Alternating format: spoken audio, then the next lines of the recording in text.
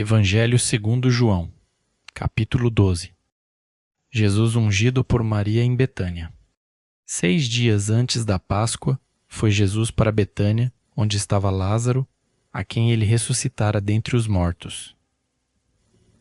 Deram-lhe, pois, ali uma ceia. Marta servia, sendo Lázaro um dos que estavam com ele à mesa. Então Maria, tomando uma libra de bálsamo de nardo puro, muito precioso, ungiu os pés de Jesus e os enxugou com os seus cabelos, e encheu-se toda a casa com o perfume do bálsamo. Mas Judas Iscariotes, um dos seus discípulos, o que estava para traí-lo, disse: Por que não se vendeu este perfume por 300 denários e não se deu aos pobres? Isto disse ele, não porque tivesse cuidado dos pobres, mas porque era ladrão e, tendo a bolsa, tirava o que nela se lançava.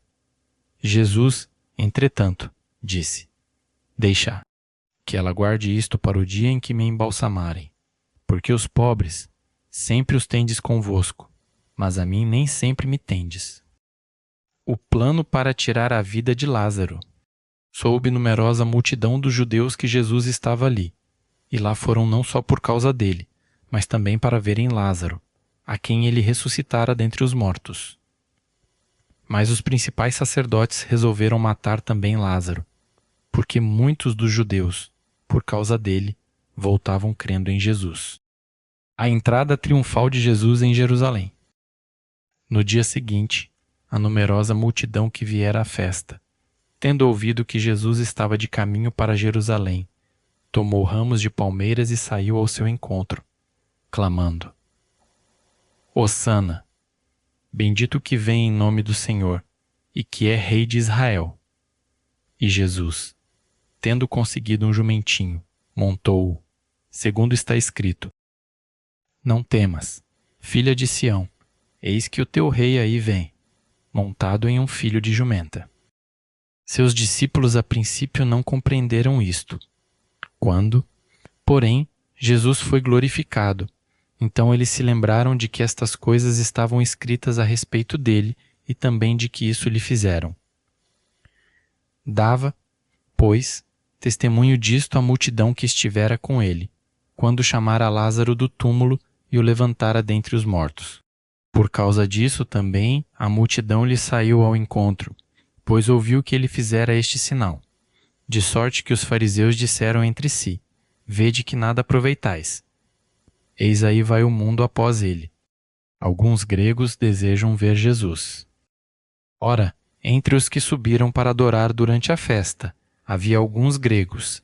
Estes, pois, se dirigiram a Filipe, que era de Betsaida da Galileia, e lhe rogaram: Senhor, queremos ver Jesus.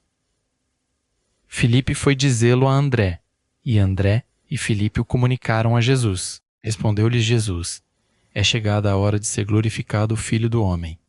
Em verdade vos digo, se o grão de trigo, caindo na terra, não morrer, fica ele só. Mas, se morrer, produz muito fruto. Quem ama a sua vida perde-a, mas aquele que odeia a sua vida neste mundo preservá-la-á para a vida eterna. Se alguém me serve, siga-me, e onde eu estou, ali estará também o meu servo. E se alguém me servir, o Pai o honrará. Agora está angustiada a minha alma. E que direi eu? Pai, salva-me desta hora. Mas precisamente com este propósito vim para esta hora. Pai, glorifica o teu nome. Então veio uma voz do céu. Eu já o glorifiquei e ainda o glorificarei. A multidão, pois, que ali estava, tendo ouvido a voz, dizia ter havido um trovão. Outros diziam: Foi um anjo que lhe falou. Então explicou Jesus: Não foi por mim que veio esta voz, e sim por vossa causa. Chegou o momento de ser julgado este mundo, e agora o seu príncipe será expulso. E eu, quando for levantado da terra, atrairei todos a mim mesmo. Isto dizia, significando de que gênero de morte estava para morrer. Replicou-lhe, pois, a multidão: Nós temos ouvido da lei que o Cristo permanece para sempre. E como dizes tu ser necessário que o Filho do Homem seja levantado? Quem é esse Filho do Homem? Respondeu-lhes Jesus: ainda por um pouco a luz está convosco. Andai enquanto tendes a luz, para que as trevas não vos apanhem. E quem anda nas trevas não sabe para onde vai. Enquanto tendes a luz, crede na luz, para que vos torneis filhos da luz. Jesus disse estas coisas e, retirando-se, ocultou-se deles. A explicação da incredulidade dos judeus. E embora tivesse feito tantos sinais na sua presença, não creram nele, para se cumprir a palavra do profeta Isaías, que diz: Senhor, quem creu em nossa pregação? E a quem foi revelado o braço do Senhor? Por isso, não podiam crer, porque Isaías disse ainda: Cegou-lhes os olhos e endureceu-lhes o coração, para que não vejam com os olhos, nem entendam com o coração, e se convertam, e sejam por mim curados. Isto disse Isaías porque viu a glória dele e falou a seu respeito. Contudo, muitos dentre as próprias autoridades creram nele, mas, por causa dos fariseus, não o confessavam para não serem expulsos da sinagoga, porque amaram mais a glória dos homens do que a glória de Deus. O resumo do ensino de Jesus. E Jesus clamou, dizendo: Quem crê em mim crê, não em mim, mas naquele que me enviou.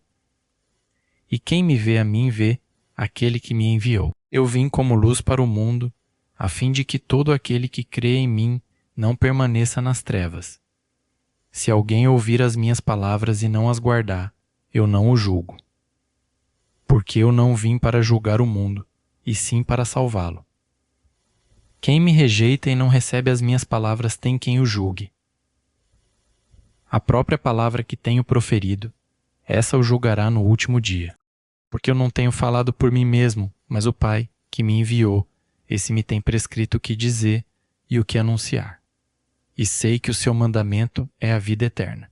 As coisas, pois, que eu falo, como o Pai mo tem dito, assim falo.